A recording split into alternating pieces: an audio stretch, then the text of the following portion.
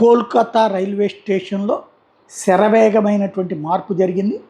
Railway station లోపల అక్రమంగా నిర్మించినటువంటి ఇళ్ళు, అలాగే అక్రమంగా నిర్మించినటువంటి షాపులు, రైల్వే స్టేషన్ లోపలే ప్లాట్ఫామ్కి మధ్యలో కూడా కాదు, రైలు పట్టాకి మధ్యలో కూడా నిర్మించేశారు.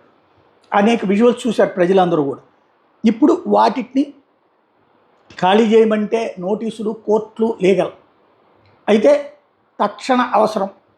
తాజాగా వాటిని మొత్తాన్ని కూడా క్లియర్ చేసి పడేశారు.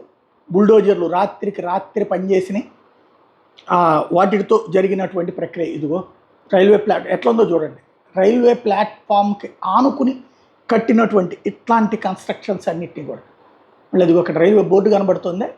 ఈవెన్ రైల్వే ప్లాట్ఫామ్ మీద కూడా కట్టేశారు. ఇది స్పెషల్. పార్క్ సర్కస్ ప్రాంతంలో జరిగినటువంటిది. ఆ మొత్తాన్ని కూడా క్లియర్ చేసి పడేశారు. తద్వారా ఇన్ని సంవత్సరాల తర్వాత రైల్వే శాఖ ధైర్యం చేయగలిగింది.